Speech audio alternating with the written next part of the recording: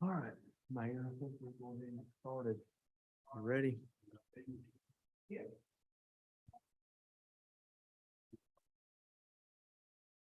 Okay, welcome everybody. Good evening. Thank you for coming out tonight to our 5 o'clock public information meeting on the city's charter update project. We have a regular scheduled council meeting at 6 o'clock, so I'll try to keep this streamlined. We'll have time for question and answers at the end. This meeting is also being streamed live on our YouTube channel, so there may be some folks online joining us as well. The purpose of this evening is to provide an update on this project, where we stand today, also why we're trying to tackle this project. So I'll walk through some fairly basic information, and then I'll get to the reasons why we're doing a rewrite of the charter. This process really started about a year ago. There was a desire to tackle this project. There have been efforts to update the city's charter now for the better part of the last couple of decades, and there's been a few drafts that have been published but just never really taken across the finish line. And so we hope to do that kind of once and for all, to update it at least for the next foreseeable future, at least the next 30 years, 50 years. The first thing really I think it's helpful to understand is, what is a charter? So a charter in Georgia is what really creates a municipal corporation. All cities and towns within Georgia have a charter that's adopted by the Legislative Assembly through a legislative act. And what a charter does is establish the government structure of the city. So things like form of government, council manager is an example, weak mayor, strong mayor. So the city of Dalton has always historically had a weak mayor form of government, which just means the power of making decisions is vested in the city council, not the mayor. Many of our cities in North Georgia that we a lot of times benchmark ourselves against have a council manager form of government, where the council still has the vested power to make decisions, but they defer a lot of that authority to the city manager. In our case, we have a city administrator form of government. It also defines the legal boundaries.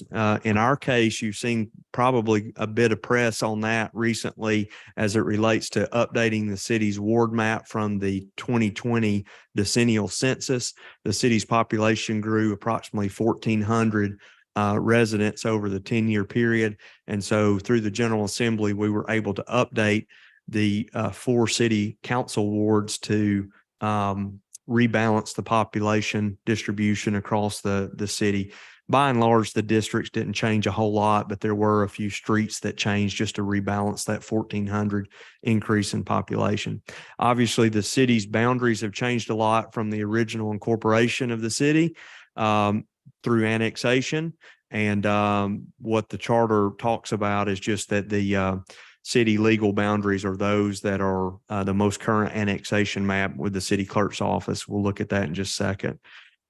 A charter grants broad powers to the elected officials to provide governance to the city and the community. It also defines essential procedures and legal authority.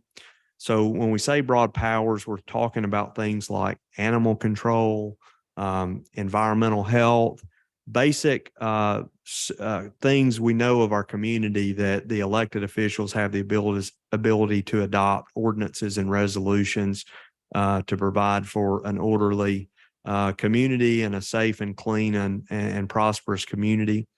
What a charter does is also allow the council to impose taxes, provide regulation, and that might be, through law enforcement, also through fire protection, other types of regulation, environmental regulation. And again, as we discussed, it also allows them to adopt associated ordinances and resolutions to carry those things out.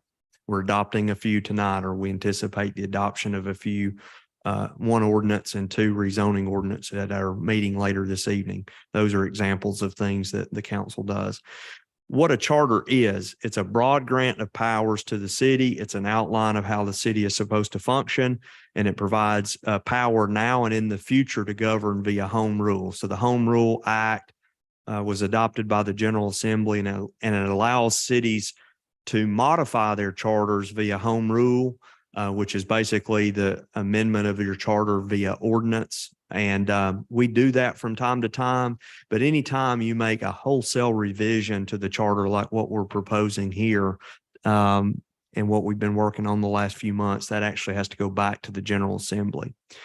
What a charter is not, let me explain that. A charter is not a list of each and everything that a city does or will do, because those items, those specific items are addressed through ordinance adoption and resolution. When we started working on this project, we looked at a lot of other cities' charters, and I would say that Dalton probably had the record for the longest charter, and anywhere in Georgia, it enumerated so many things that most cities comparable to us did not even address, because those items were addressed in their code of ordinances. Just to go into that a little bit further, these are items that are typically addressed in a city charter. So the incorporation and powers that we talked about, municipal powers, exercise of powers, other provisions, legal boundaries, government structure, that's what we talked about, the form of government, administrative affairs. So it'll talk about things like the city clerk's office, who's with us tonight, Bernadette Chatham. In fact, the city clerk section of our charter actually dates back to the original city charter. It also talks about key positions like the city administrator's office, the city attorney's office, the municipal court judge, their roles and responsibilities. As I just shared, the judicial branch establishes our municipal court that hears all law enforcement related citations that occur within the city, as long as they're not a felony, which would be bound up to Superior Court. It talks about elections and removal. It talks about our financing ability, what we can and can't do. It outlines the schedule for budgeting. So it talks about our budget adoption schedule, what will be included in the budget. And then there are also other general provisions, such as bonds for officials, prior ordinances, and other charter language. So that's all kind of the really administrative side of this. But to tie it back to Dalton and Dalton's history. So in this process, I actually went back to the General Assembly's archives and located the original charter of the city of Dalton. When I was first hired by the city, I always heard these 2 years that were critical to the city's history, 1847 and 1874. As you see, the city seal has 1847. And I always had in the back of my mind, did somewhere along the lines, those last 2 digits get transposed? It's kind of unique that these two years were so critical to the city's founding, and was actually able to determine why those 2 years were so important. So in 1847, the General Assembly actually adopted an act to change the name of Cross Plains, which was the original name of the city of Dalton. At that time, it was located in Murray County. And there were about 3 pages of information as to what the city of Dalton would be. As you can see, this left image is actually an excerpt from that act that was adopted in 1847. It talked about, ironically enough, that there would be a mayor and 6 council members, which, as we know today, it's a mayor and 4 council members. And then in 1874, the General Assembly came back, and we were one of probably 8 or 10 cities throughout the state that had loosely been formed previously. And then in 1874, they recognized a need to actually put into place charters for these various cities that had been formed in prior years. So this version of the charter was more like 10 pages, and that's what you see on the right. And the preamble to that act from the General Assembly was an act to consolidate, amend, and codify the various acts incorporating the city of Dalton and define the duties of the mayor and council and officers of said city. And this, as you can see in this excerpt, it talks about things like the city clerk, treasurer, marshal of the city, what powers that the mayor and council had at that time. I think at that time only the men of the city could vote, and it details that in the charter. So this was an interesting look back at Dalton's history, but why it's relevant to today is because many of these provisions from the 1874 charter are exactly what they were at that time. They've been in effect that long.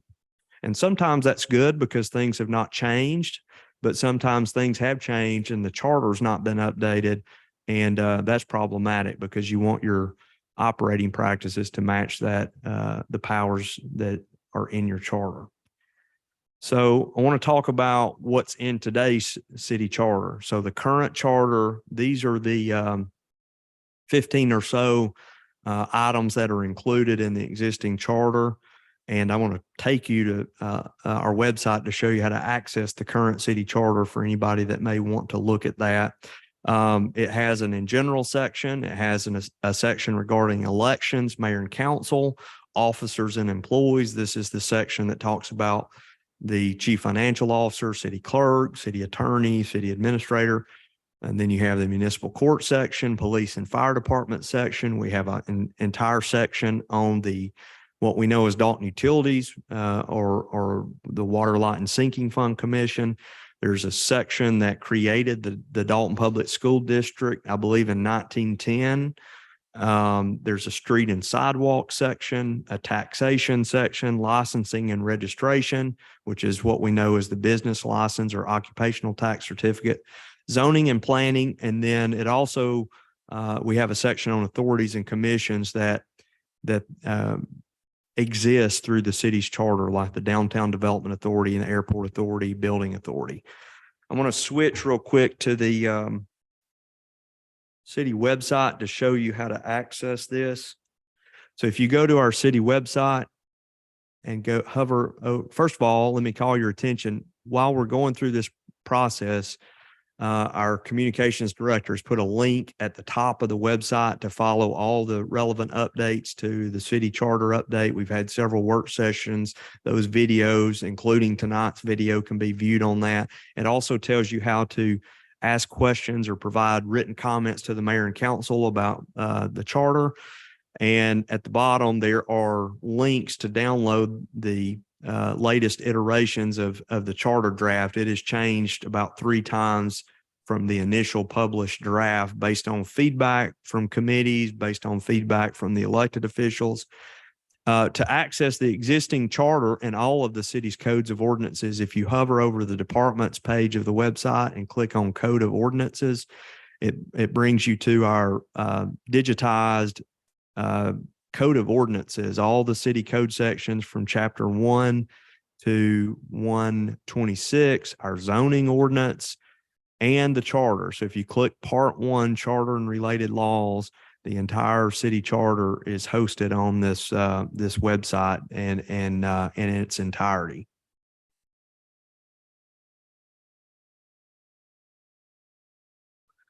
All right, so that's today's city charter. Let's talk about reasons why the elected officials and staff saw the need for updating the charter. As I've said, over the last 20 years, there's been at least one draft prepared, but there was never really an effort to kind of carry it across the finish line. And so we're trying to do that now for these reasons. First of all, there are many outdated references in the charter. As you can imagine, as I said, several provisions are dating back to the original charter adoption in 1874. And what's more concerning than that is that many of the operating practices of the city today, and have been for a long time, many decades, do not exactly match what the charter says. So I'm going to give you a couple of examples. So the street section talks about some early 1900s paving methods that have not been used. I'm a civil engineer. I was the public works director before coming over to City Hall, and we didn't even learn about those methods when I was in college. But our charter still says we'll pave the roads that way.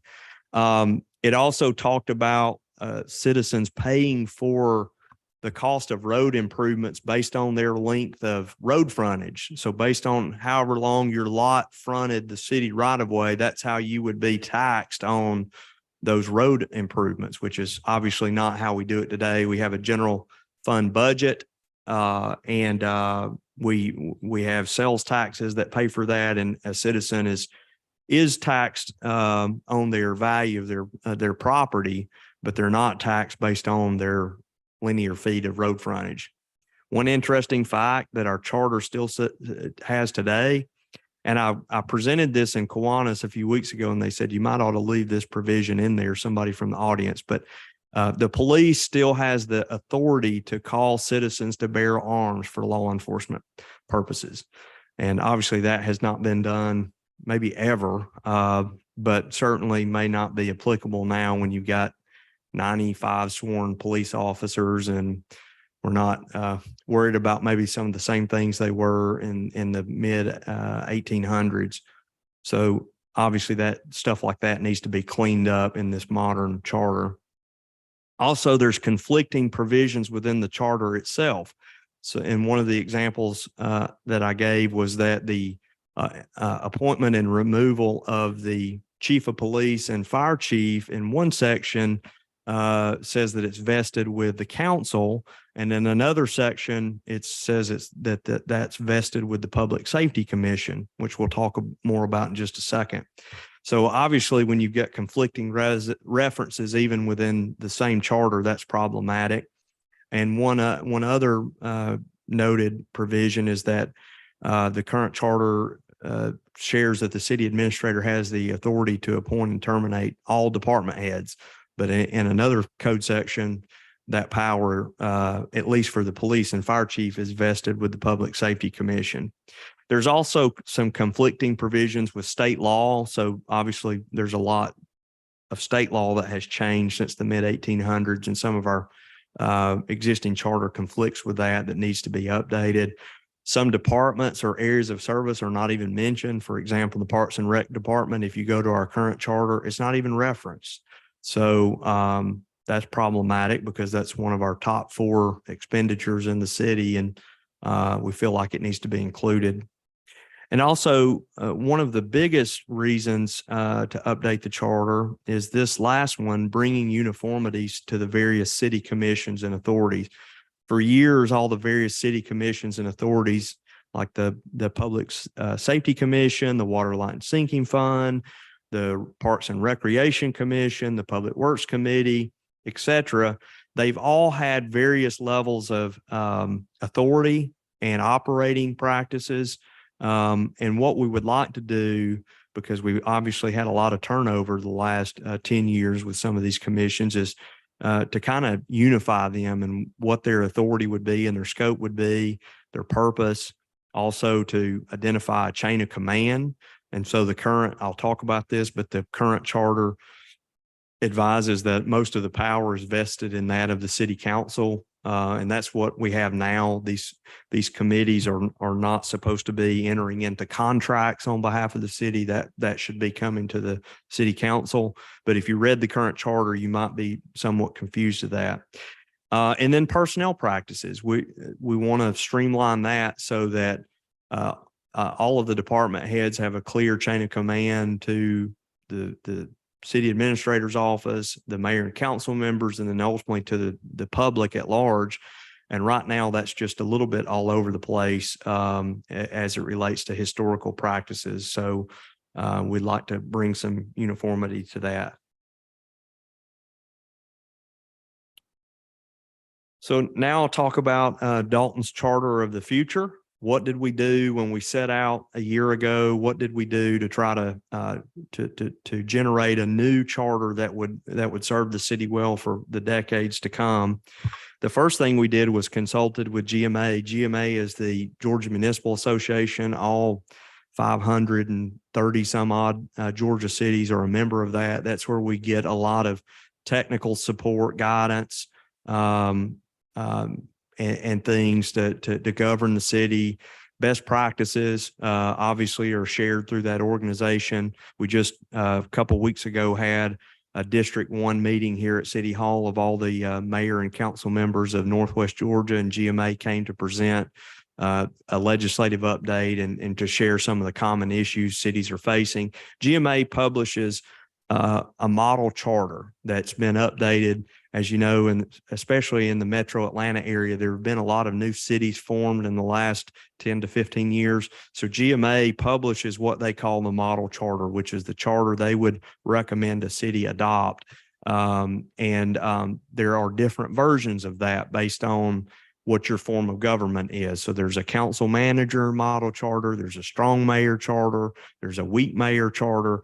And so we took their weak mayor charter because there was no proposal to change the form of government, and use that model as a starting point to draft this charter of the future. The second thing we did, in addition to the model charter review, we also reviewed charters from our peer cities. In North Georgia, we like to benchmark ourselves to Gainesville and Rome, primarily because they have similar populations, although Gainesville has grown a lot the last 10 years. But they're both located perfectly in North Georgia with us. They have similar scopes, similar budgets. Both of those cities are council manager form of government, but a lot of power is still vested in the council. So they're just really good peers to compare to. And so we reviewed their charters. We reviewed, as I said, former longtime city attorney Jim Bisson had served the city, I think, around 20 years. He, toward the end of his tenure, had drafted a new charter for the city. And that was another thing that we used, because it basically took his 20 years of knowledge about city government and how things operate and gave us kind of a launch point to start from in updating this 175-year-old charter. We also have received a lot of feedback from especially department heads, because they know their area of service better than anybody. So they're able to pretty quickly look at what are our operating practices, what does the current charter say as far as what our scope and authority is, and what's way out of line. So Bernadette Chatham and I received a lot of feedbacks from the various departments about issues with their portions of it.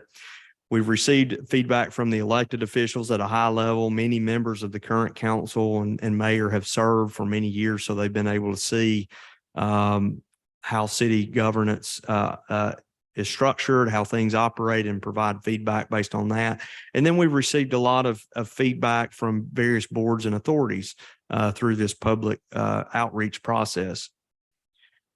At the end of the day, what we found out is that the updates and revisions are driven primarily by one of three things. Usually in any of these updates that I'm about to talk about, it's going to be attached to one of these three things. Number one, it's a requirement of state law. As I said, there are many conflicts with the current state law that need to bring our charter up to matching the current requirements of city and local governments. Another option is that it's tied back to the GMA model charter, or it's a recommended best practice of GMA. And then the final bucket of changes will have to be policy decisions made by the elected officials. So at the end of the day, some of these things are just, things that the council will have to decide on how we want to do this. Like I said, GMA gives you a model charter. That's sort of the minimum standard. And then you work from there and you customize this based on the needs of the city. All right, I think this is my last slide, but this is really probably the meat of the presentation. So I've shared with you what a charter is. I've shared with you the reasons why we're needing to update the charter. And what I'd like to do now is share with you the more significant changes proposed to the charter. Most of the charter update is administrative updates, formatting changes, bringing things into modern language. But there are some fairly significant changes that I want to address on this slide. The first one is the current charter does have a residency requirement for elected officials. And I'll ask my city clerk to correct me if I speak out of turn, but the current charter says that each of the aforesaid wards shall be entitled to a council member living within its boundaries at the time of election for at least 3 months prior to the election. That language is proposed to be, based on the model charter, to be increased to 6 months. But you also, as a requirement of state law now, you have to reside in the city for which you would like to seek office for a year prior to the election. And so the current charter only addresses the ward residency requirements. And since then, there have been state law changes to require you to live in the city a year prior to the date of election. And in addition to that, the proposal was to increase the ward residency requirement to 6 months rather than 3 months. And that, again, was based on the GMA model charter. We also removed a lot. I mean, the charter, I believe the existing charter is something like 125 pages. That has been scaled down to about 75 pages. And again, in my review of other cities' charters around the state through the Municode website, our proposed charter's even still a little bit longer than most other city charters comparable to us. So we removed a lot of unnecessary references in an attempt to streamline the charter. There's a ton of information that currently lives in our charter that really does not need to live in the charter. It needs to be addressed via ordinance or resolution. I talked about examples of there's 10 pages of how you pave a road and how you tax a resident based on their road frontage. Those are not things that need to be addressed in the charter. They should be addressed in the resolution form or in ordinance form. So that caused the body of the charter to decrease probably somewhere around 30 to 50 pages just by removing those unnecessary references. We also removed many outdated references. For example, there's an entire section in the charter about how to start a school system in 1910, and which board seats would come open, what year, 1911, There's also a section about water, light, and sinking fund commissioners, the enabling legislation of the charter that created the water, light, and sinking fund talks about a commissioner will be elected this year and then on a 1-year term and then one on a 2-year term, because they were just getting started at that time. And the charter has never been updated now that they've been in existence some 100 years in some cases, or 110 years. So we removed any kind of outdated references and made it more of an evergreen charter where you could read it at any time and you would understand what the scope and authority of these various boards are and how their governance structure is. We also restructured the charter for how the city currently operates. So as I mentioned before, I shared that the form of government remains a weak mayor, where the powers vested in the council, but there was a desire to even go into that further by saying that the mayor and council would really serve more in a board of directors role, because that's what they're doing now. They meet twice a month. They're all part-time elected officials, and they would not get into the weeds of daily operations of city government. And so, but what is currently proposed is that all department heads would work at the pleasure of the mayor and council. So currently, the last 3 or 4 department heads have been appointed by the mayor and council at a council meeting.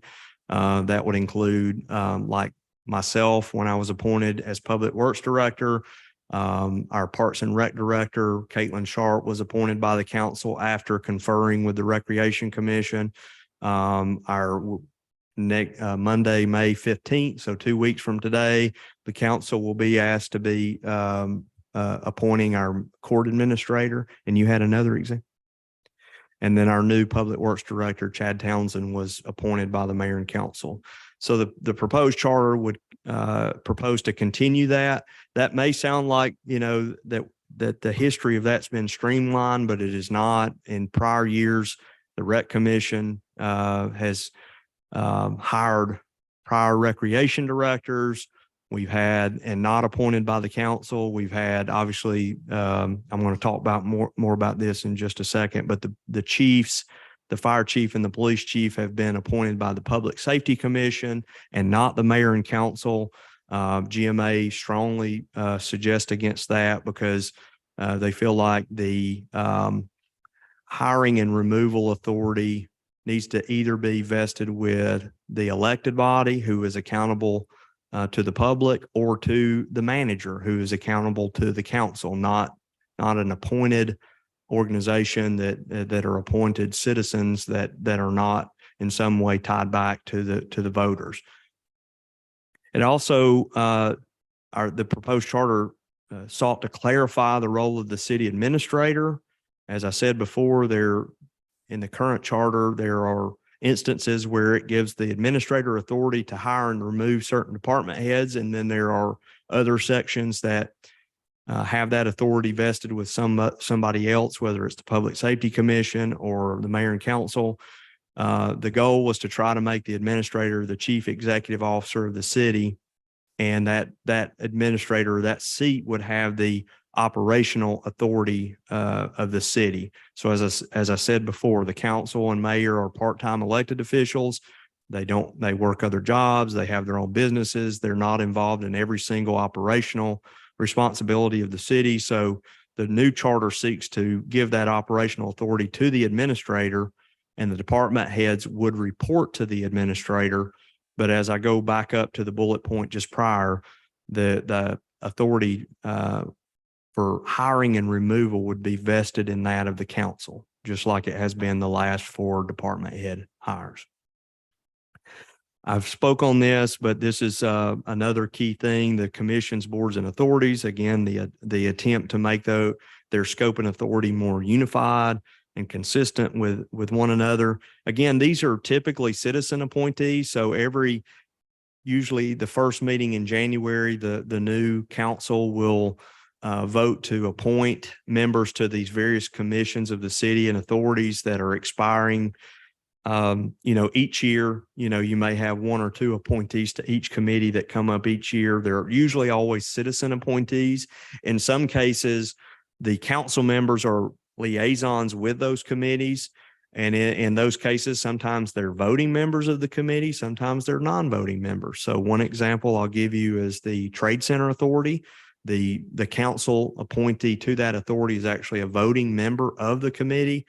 But like in the case of Dalton Utilities Board, Water, Light, and Sinking Fund, the council liaison is an ex officio member. So they're a member at the board table, but they don't have the authority to vote at the meeting. And so we have as many examples of different situations that I've shared, but we want to streamline that to make that more unified across the various functions of the city. We've added language revised to make it clear the board serving more of an advisory administrative function. For example, the Public Safety Commission holds alcohol license hearings. So if a business that has an alcohol license is cited for an alcohol violation, this committee would help review that and provide some recommendation as to their alcohol license. They would review financial reports, these in an advisory role. They would also help with capital project prioritization. One of the examples I give is our Rec Commission. They are tasked with helping the director and the council order the priority of the many capital needs and capital spending that they have. So the goal was to try to make these boards more of an advisory administrative function rather than a policy-making body, because that's what the council is here to do.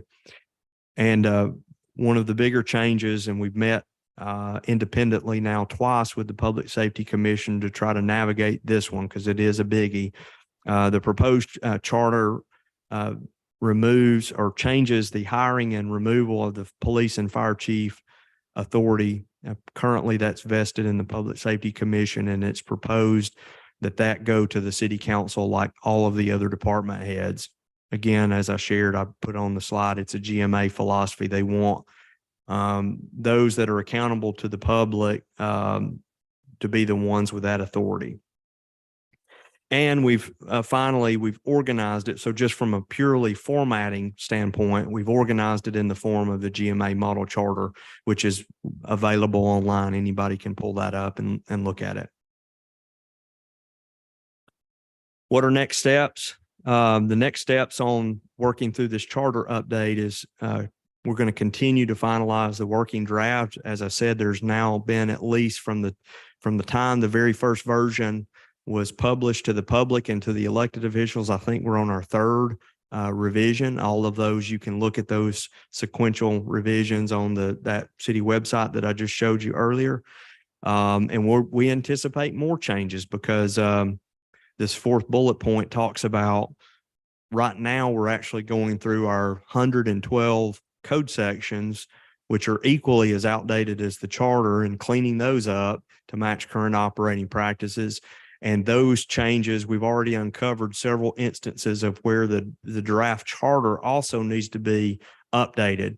And so we hope to do all this in one clean package so that we have a new city charter that ties back to the city's codes of ordinances, and they work hand in hand to lay out the governance structure and operational authority of the city. And we're going to continue to have further work sessions with the mayor and council to iron out some of those policy decisions that I talked about earlier. Some of these things are just at the end of the day going to be a policy decision of the mayor and council, not necessarily something we can address through the model charter or whatever. We're reviewing. We've made an effort to meet with all the various boards and authorities to explain the proposed changes. We'll continue to do that. We've met probably more than anybody with Public Safety Commission and the Dalton Utilities Water, Light, and Sinking Fund, because those are two that historically have operated more to arm's length from city government, and we're trying to address that to make it more unified, as I said earlier. The key thing, while we've got to make sure that the code of ordinances are up to date, at the end of the current charter, there's a section called a repealer. So it basically says that anything that's in conflict with this new charter, the charter overrules. And so we don't want to undo any needed code section that may need to live on in perpetuity. And that's why we've got to very carefully review the codes of ordinances as a way to do that, as a way to get through this process.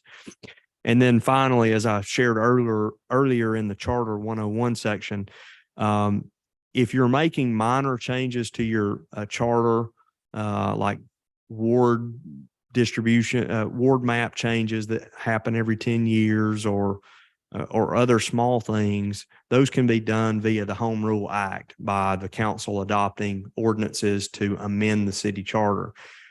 Given that this is such a wholesale rewrite and overhaul of the charter, it will require a local act of the General Assembly to be adopted in the 2024 session. So as you know, they've already wrapped up their 2023 session. So I've advised our council and staff that we hope by the fall we'll have the complete code of ordinances updated that will tie back to the final version of the charter. And then both of those would be adopted. The council would adopt a resolution to support the General Assembly acting on those in the 2024 legislative session, which will kick off next year. And it will require both the House of Representatives and Senate to approve the local act to update the charter. And I believe that concludes the presentation, but I will be glad to entertain any questions that the audience may have.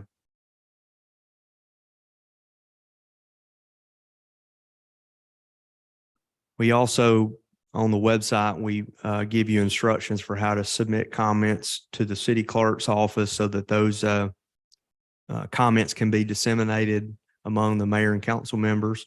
Or if you have a question, we can also, through the link that I talked about, it provides instructions for how to email a question that we can get you some feedback on. But we hope to have at least one more of these public informational meetings as we get a little bit further along in the Code of Ordinances update. And then before the council is asked to adopt a resolution to support the new charter and the new codes of ordinances. Any questions? All right, I'll be around. Obviously, we've got a regular meeting at 6 o'clock. So if you have any questions, feel free to ask. Thank you.